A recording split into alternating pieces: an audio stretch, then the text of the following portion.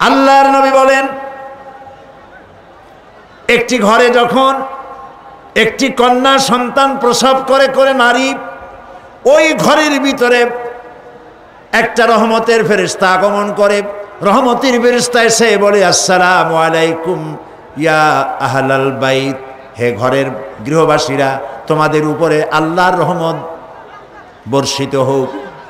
এই কথা বলে ফেরেশতা নবজাতক কন্যার মাথার কাছে গিয়ে তার নূরের তৈরি ডানা বুলাতে থাকে আর বলতে থাকে, এই কন্যা সন্তানটিকে যে আদব শিখাবে, দিন শিখাবে, ভালোবাসবে, আর এটিকে যে আদব আর দিন শিখায়া তাকে সাহায্য করবে, আল্লাহর সাহায্য তার জন্য কিয়ামত পর্যন্ত অব্যাহত থাকবে।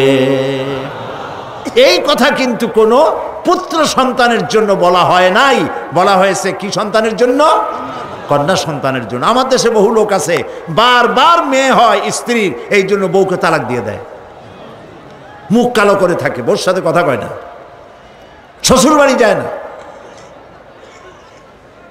বউকে তালাক পর্যন্ত দিয়ে দেয়, নাউজুবিল্লাহ। প্রিয় ভাই সব, কন্যা সন্তান হওয়ার জন্য কে দায়ী? স্বামী দায়ী না স্ত্রী দায়ী? কেউ দায়ী না, কাউকে দায়ী করা যাবে না। দেন কে? বলেন সবাই। এ কোরআনে কারিমে আল্লাহ রাব্বুল আলামিন বলেছেন, আমি কাউকে কন্যা সন্তান দেই, পুত্র সন্তান দেই না, কাউকে পুত্র সন্তান দেই, কন্যা সন্তান দেই না, কাউকে কন্যাও দেই, পুত্রও দেই, কাউকে কিছুই দেই না। ইন্নাল্লাহা আলা কুল্লি শাইইন কাদির। সমস্ত জিনিসের উপরে ক্ষমতা রাখেন কে? আল্লাহ রাব্বুল আলামিন। রব্বানা যালামনা আনফুসানা ওয়া ইল্লাম তাগফির লানা ওয়া তারহামনা লানাকুনান্না মিনাল খাসিরিন। সবাই পড়েন আমার সাথে, রব্বানা যালামনা আনফুসানা ওয়া ইল্লাম তাগফির লানা ওয়া তারহামনা লানাকুনান্না মিনাল খাসিরিন।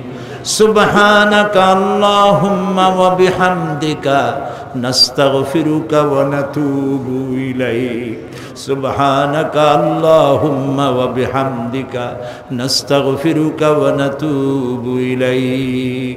আয় আল্লাহ রাব্বুল আলামিন, 5 দিন ব্যাপী তাফসীরুল কোরআন মাহফিলের সমাপনী দিবসে লক্ষ লক্ষ মানুষ ভিক্ষুকের মতো, কাঙ্গালের মতো তোমার দরবারে গুনাহ ভরা হাত নিয়ে তোমার দরবারে হাত তুলেছি।